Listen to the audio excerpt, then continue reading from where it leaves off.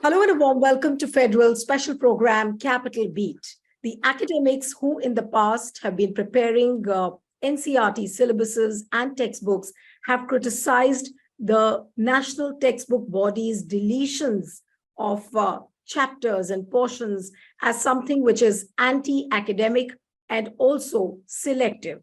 Now, what are these deletions signifying? What is the future of the students? All this is still being discussed and debated and deliberated. I'm joined by Professor Apoorvanand, who is a renowned political commentator and also professor at the Delhi University. So thank you so much. And Professor Apoorvanand was also one of the persons who designed the curriculum between in 2005. Sir, my first question to you is that apparently there was a deliberation recently which happened at the Indian Academic Freedom Network. And what I read was that all of you deliberated on the fact that there is a visible pattern behind all these deletions which have happened in various textbooks. Now, what is this visible pattern you all are talking about? Thank you, Nidhi, for having me here. And but before we talk about deletions and the pattern behind deletions, uh, let's discuss the ideas behind the textbooks that are now being removed altogether. Forget these deletions, etc. New textbooks are taking place, and it's okay. New textbooks must be written and textbooks must be revised. But what are the principles which drive these revisions or new textbooks is something very important for us to think about. So, what were the principles behind the old textbooks or the curriculum framework that we were part of in 2004 and 5? Mind you, a new government had assumed power, and that was government led by the Congress Party, the UPA government in 2004. Before that, the National Curriculum Framework 2000 was in place, and the older textbooks had been revised uh, according to the NCF 2000. There was a lot of criticism, even a court case, etc. And we were critical of NCF 2000 and also uh, that revision of the textbooks that existed then. Uh, so the new principle adopted in 2004 and 5, when the question of revision of National Curriculum Framework of 2000 uh, arose, was that we should not make it a principle of clash between ideologies. It was not a clash between left and right. So let's find out a pedagogical principle. So what that pedagogical principle was? It was to follow the principles of critical pedagogy, to help the child or student develop her own understanding of issues around her, to engage with them, to give her resources to engage with those issues, and critically look at the world around her. So the idea was to help her develop this critical ability, and therefore this critical pedagogy, and the principle behind that was constructivism. Okay, so knowledge is created. It's not something which is stored somewhere and transferred to generation from previous generation. Right. This was the idea. So you treat the child and the teacher as active agents, and keeping this idea in mind, the new curriculum framework was designed, and a syllabi of different disciplines followed that national curriculum framework, because we need to keep in mind that schools are, or teaching or learning is much more than mere textbooks. Textbooks are very important. We'll talk about it later. Especially in countries like India, why are they important, and why this battle over textbooks is also something we need to understand. But curriculum is actually organization of school activities, the whole school. So we need to think about that very carefully. And that is what NCF 2005 tried to do. And then syllabi followed, and then textbooks were prepared based on uh, the principles of NCF and syllabus, the But, direction. but So Professor Apoorvanand, this is something we need to keep in mind in background before discussing why are we criticizing these deletions. absolutely. But that was my next question going to be that uh, the current deletions which have happened in the NCERT textbooks, what are the considerations behind it? Is See, it the first argument given by the NCERT officials was that it was due to pandemic because of load of learning, and children were finding it very difficult to navigate through these heavy textbooks. So they needed to cut portions from it so that uh, so the that burden can children be have reduced? less Yeah. to study. And the word used was rationalization. So rationalization of textbook. That was the first argument given by the NCERT officials or NCERT director. Later, the education minister himself recently said that these deletions and revisions have been made to ensure that repetitive and mischievous portions are removed. Now, these are two different arguments. First, you said that we are rationalizing because there is load of COVID and there was no ideological angle to it, and therefore when questions were raised, why you removed chapters on Mughals, or why you removed chapters on caste, why you removed chapters on violence of 2002.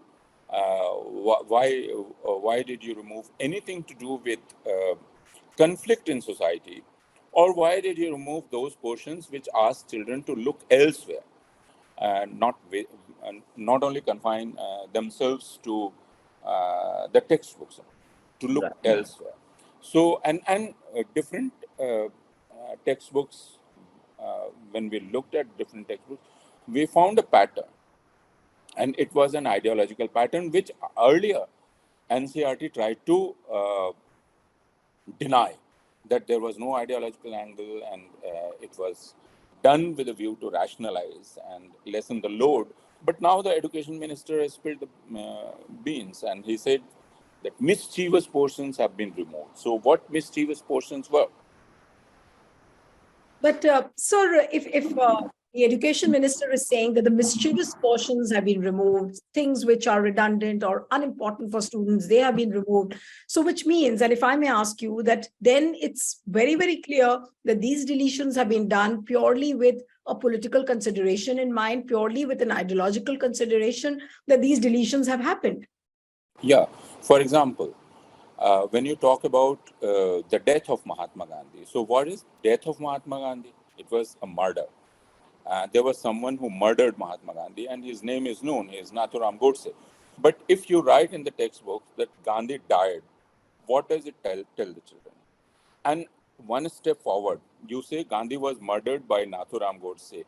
Even this piece of information doesn't lead the child to Absolutely. even think about why was he murdered. The child uh, the child will keep wondering, why did Nathuram Godse murder Gandhi, a person like Gandhi? So the textbook said that Nathuram Godse belonged to an ideological formation, and there were ideological differences between that ideological formation and Nathuram Godse, and therefore they were very angry with Gandhi, and so the textbook discussed the ideology of Gandhi and the ideology of those who murdered Gandhi or who conspired to murder Gandhi. Now that thing has been removed. How do you expect a child to make sense of murder of Gandhi now? So is this mischievous? Is this repetitive? Is this something a student need not know? This is a question we need to ask. Or for example, caste. Can you talk about Indian society without talking about caste or without talking about gender? Uh, Or can a student of science, for example, students who go out of school or who leave school, and their number is in lakhs in India after class 10. So children who are leaving school after class 10 won't be able to know theory of evolution. So how do you how are you making sense of this life, of how human beings came into being? What is this life all about? You are not telling them about theory of evolution. Or even in mathematics, our mathematician friends have looked at mathematics textbooks, and they said that the part dealing with reasoning, proof, etc., has been removed. Knowingly or unknowingly, we don't know, because we will have to sit with them. We don't know the name of those who did this revisions and deletions, etc. So NCERT has not been transparent with that. Who were the persons responsible for it? Yeah.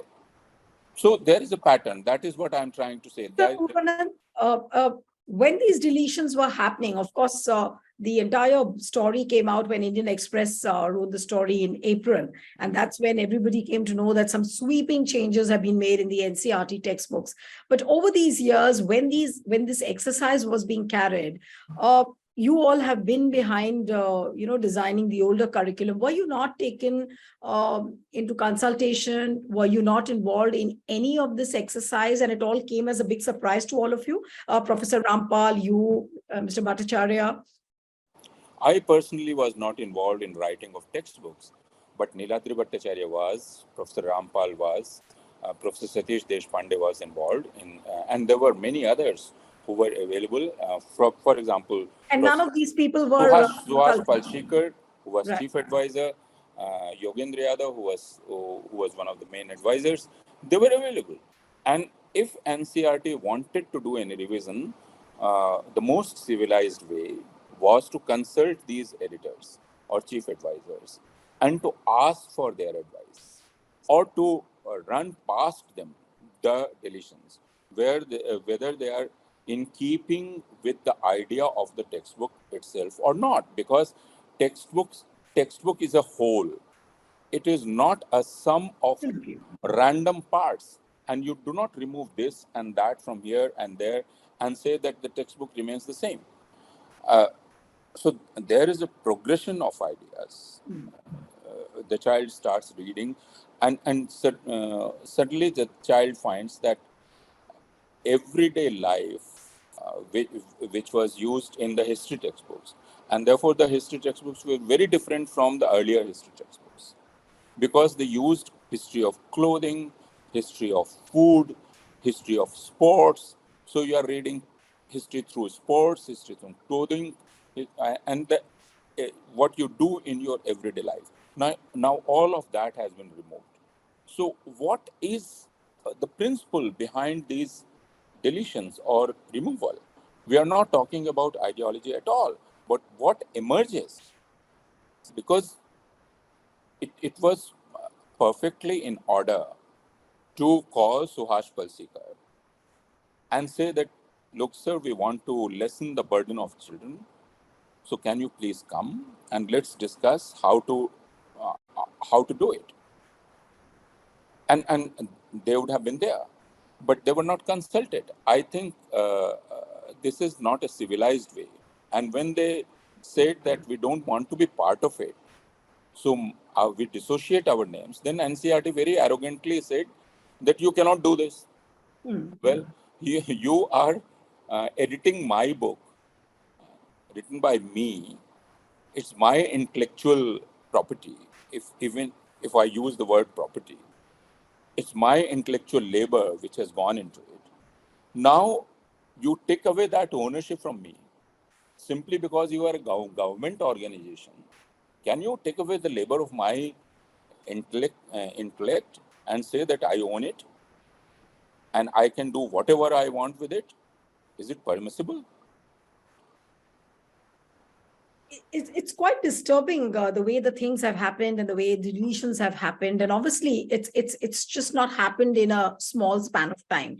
It has been happening over the years, and suddenly now when the new books have been printed, people have realized that chapters on varnas, chapters on Mughals, portions on Islam, caste, diversity, democracy, all of that has been deleted. But the point is that how will the academicians now take this issue forward? Because you have a government who doesn't listen. You yourself said that the education minister has said that the mischievous portions have been deleted. So they do think that there's nothing wrong in it. Now, how do the intellectuals who've written textbooks, the books which have been their intellectual property, how will they take it forward? Are they going to move court? How will they tackle this? See, the government is well within its rights to get new textbooks written, because now you see a new national curriculum framework is in place. This document is now in public domain and you can read it. And parents should read it. And following that, the NCERT will get new textbooks written. So we don't have any authority to talk about how these new textbooks should be written, apart from offering our views that do you have a better principle than constructivism? Do you have a better idea than critical pedagogy? If you have, please frame everything according to that. But let's first discuss what is your pedagogical principle. It's not about nationalism. It is not. Yeah. But the new government has been boasting about the new education policy. I mean, I'm talking about the BJP government, the new education policy. Now, these deletions, are they in conformity with the new education policy, or they challenge the new education policy? They are antithetical to it. How would one see these deletions in light of the national education policy, the new one? That will become a very long discussion, because the new education policy is again a set of farcical claims. It uses very glittering words which mean nothing. And you can do anything and claim that it has been done in conformity with the new education policy. So let's not get into that.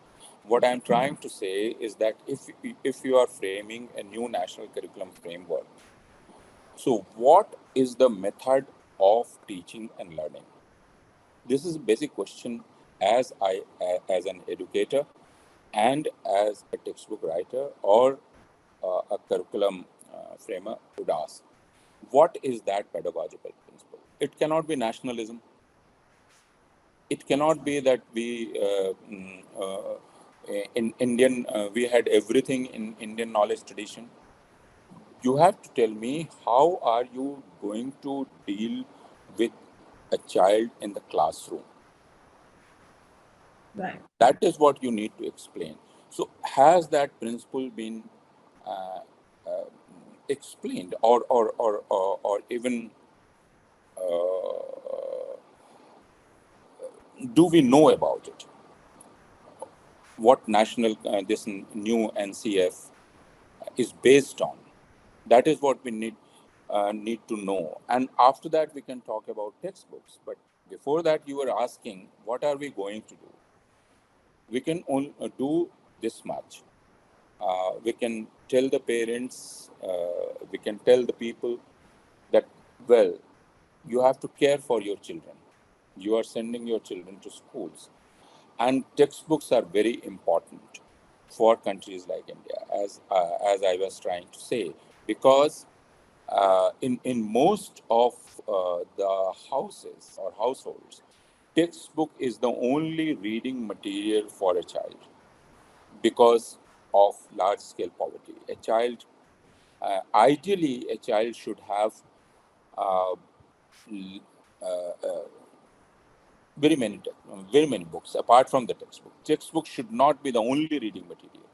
There should be other books available, and that is what we try to say.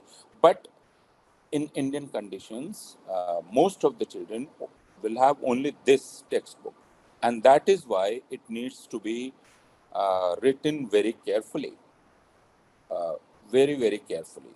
it needs to act as a wholesome, nutritional resource, but its objective is to again help the child or student to explore ideas and to develop a critical attitude.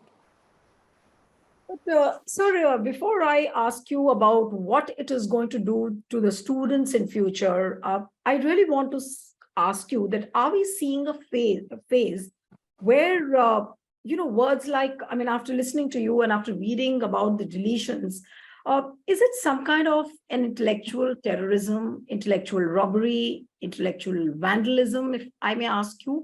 I mean, these are harsh words, but are we seeing a phase of that?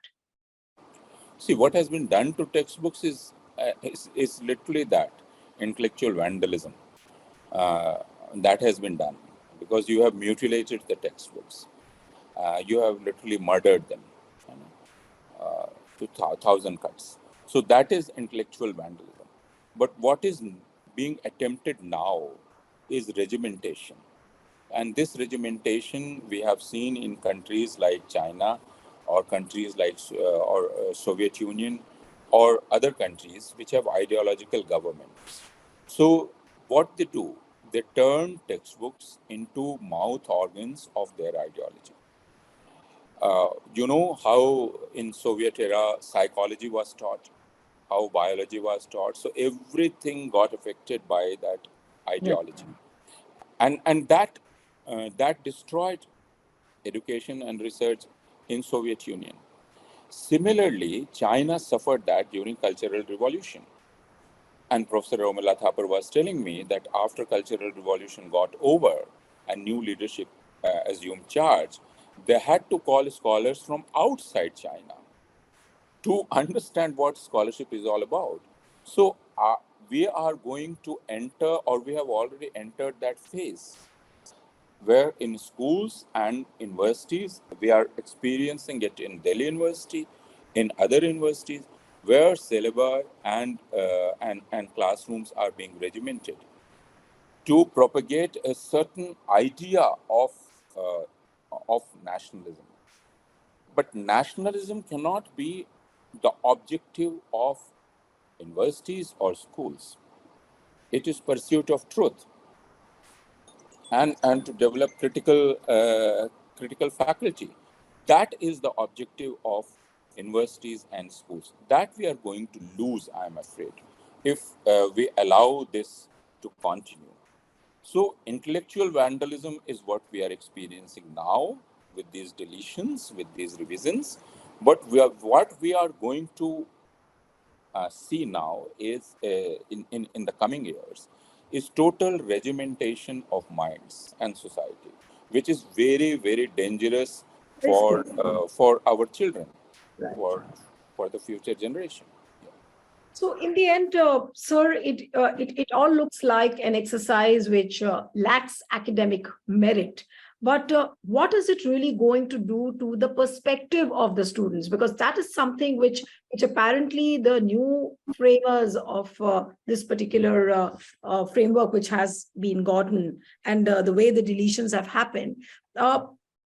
How will the children develop the perspectives when chapters on Mughals, caste, diversity, democracy, social movements, all these things have been deleted? Now, how does the student, say, for example, a student who studied in class 5 about Mughals, all of a sudden will not find those references on Mughals in class 8? Now, how is the student really going to grasp that change?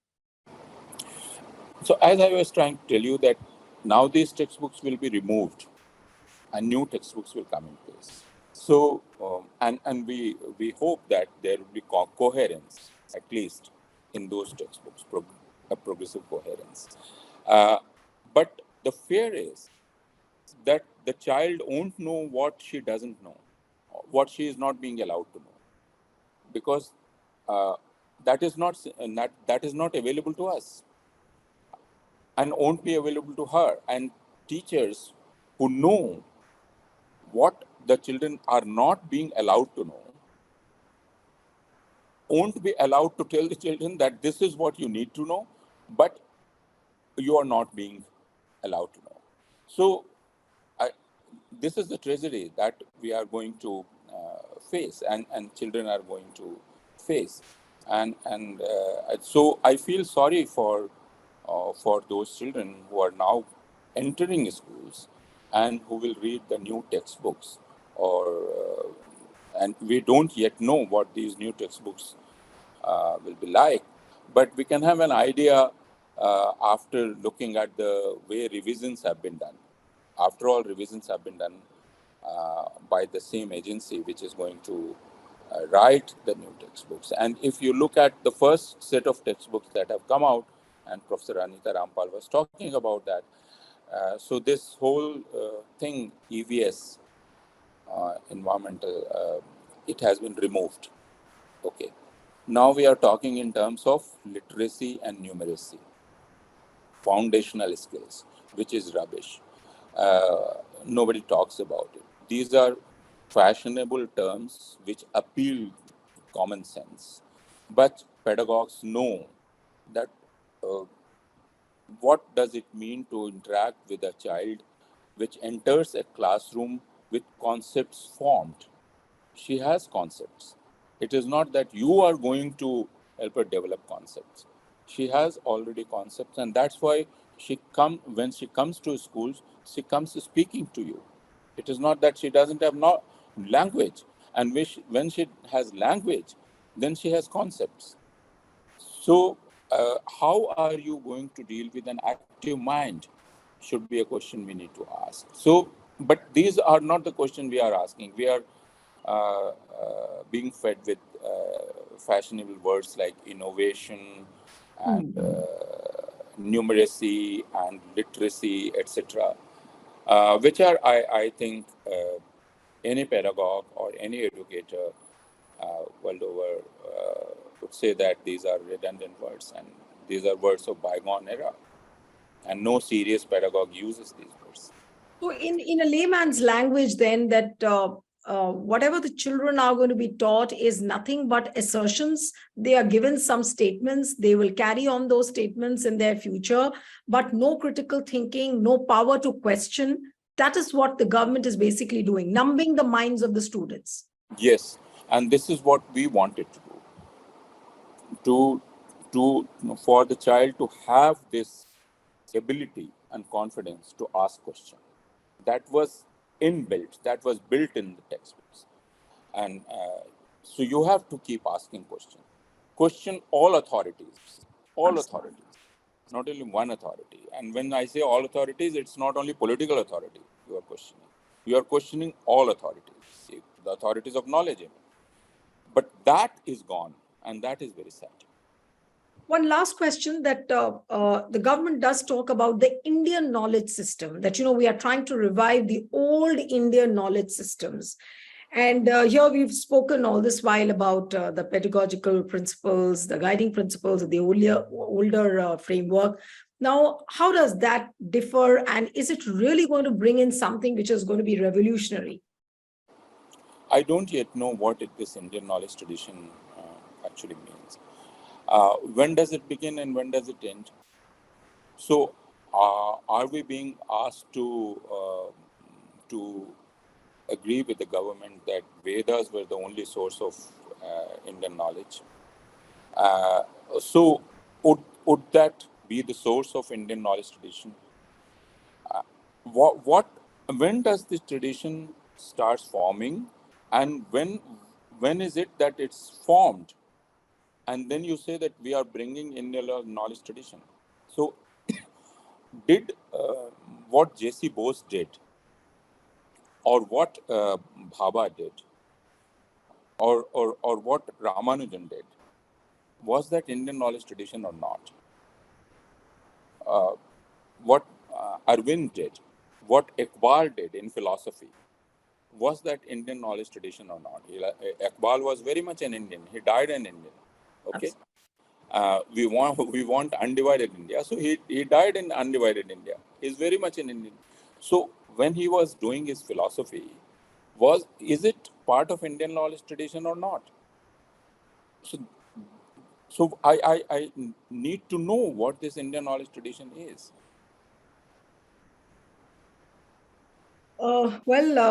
No words to say, but yes, the critical thinking does seem to be affected by the deletions. And as you said, the children wouldn't know what has been deleted, and they would just merely continue to read the assertions which have been given by the textbook framers, the new textbook framers. Thank you so much, Professor Apoorvanand. It was wonderful having you on the program. And one appeal to the viewers who are watching this interview: subscribe to our channel, send us your feedback, and stay tuned to the Federal. Thank you.